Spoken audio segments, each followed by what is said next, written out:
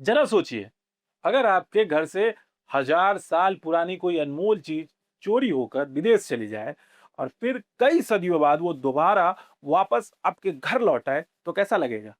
कुछ ऐसा ही इस वक्त भारत के साथ हुआ है। प्रधानमंत्री नरेंद्र मोदी के नीदरलैंड दौरे के बीच भारत को एक बहुत बड़ी ऐतिहासिक और सांस्कृतिक सफलता मिली है। नीदरलैंड ने भारत को चोल साम्राज्य के दौर के करीब हजार साल पुरानी तांबे की ऐतिहासिक पट्टिकाएं वापस लौटा दी। ये सिर्फ तांबे की प्लेट नहीं है दोस्तों, ये भारत के गौरव, इतिहास और समुद्री ताकत की कहानी है। और सबसे खास बात, एक तरफ भारत अपना खोया हुआ इतिहास वापस ला रहा है, तो दूसरी तरफ भविष्य की टेक्नोलॉजी यानी सेमीकंडक्टर चिप बनाने की बड़ी तैयारी भी कर रहा है। यानी एक हाथ में भारत का गौरवशाली इतिहास और दूसरे हाथ में भविष्य की टेक्नोलॉजी। आइए इसे आसान भाषा में समझते हैं कि ये पूरा मामला है क्या और पीएम मोदी का ये दौरा भारत के लिए इतना अहम क्यों माना जा रहा है। सबसे पहले समझते हैं कि ये पट्टिकाएं आखिर है क्या। दरअसल ये तांबे की बड़ी बड़ी प्लेटें हैं जिन पर करीब हजार साल पहले के आदेश लिखे हुए हैं। ये प्लेट महान चोल राजा प्रथम के समय की बताई जाती है। ये वही चोल साम्राज्य जिसने दक्षिण भारत से लेकर समुद्र पार तक अपनी ताकत दिखाई थी। इतिहासकार बताते हैं कि इन प्लेटों में जमीन दान, व्यापार और धार्मिक संस्थाओं से जुड़ी बातें लिखी हुई। अब आप सोच रहे होंगे कि इसमें खास क्या है, तो इसे ऐसे समझिए, जैसे आज सरकार कोई बड़ा फाइल या डिजिटल रिकॉर्ड रखती है, वैसे ही उस जमाने में राजा अपने अहम फैसले तांबे की प्लेटों पर लिखवाते थे ताकि वो हमेशा सुरक्षित रहे। इन प्लेटों में तमिल और संस्कृत भाषा में बातें लिखी गई है और ये दिखाती है कि उस दौर में भारत सिर्फ ताकतवर ही नहीं था, बल्कि व्यापार, संस्कृति और धार्मिक सह अस्तित्व में भी बहुत आगे था। यानी उस समय भारत का दक्षिण पूर्व एशिया में समुद्री व्यापार भी काफी मजबूत था। अब सबसे दिलचस्प सवाल, आखिर भारत का ये खजाना नीदरलैंड कैसे पहुंचा? तो कहानी शुरू होती है औपनिवेशिक दौर से, जब यूरोपीय देश भारत में व्यापार और सत्ता के लिए आए थे। बताया जाता है कि 18वीं सदी में एक डच अधिकारी इन प्लेटों को लेकर भारत से नीदरलैंड चला गया।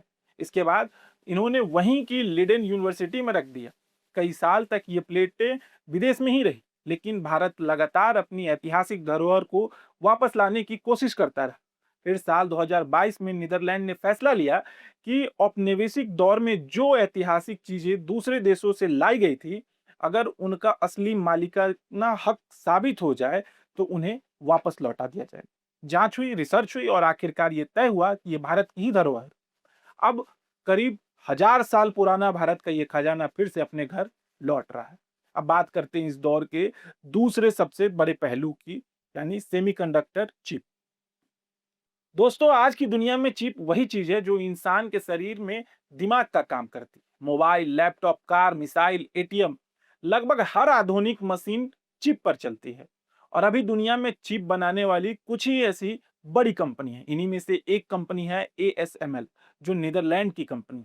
ये कंपनी ऐसी मशीनें बनाती है जिनसे दुनिया की सबसे एडवांस चिप तैयार होती है। अब भारत चाहता है कि आने वाले समय में वो सिर्फ मोबाइल इस्तेमाल करने वाला देश न रहे, बल्कि खुद चिप बनाने वाला देश बने।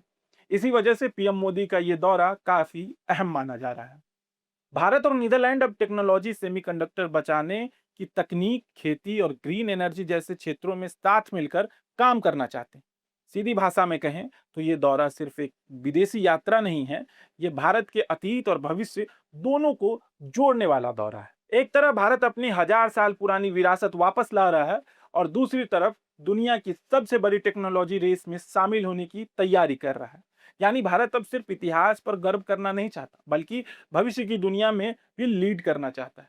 और यही वजह है कि पीएम मोदी का ये नीदरलैंड दौरा काफी अहम माना जा रहा है। अब आप बताइए, क्या भारत आने वाले समय में सेमीकंडक्टर की दुनिया में बड़ा खिलाड़ी बन पाएगा? क्या विदेशों में रखी भारत की बाकी ऐतिहासिक धरोहर भी वापस आनी चाहिए?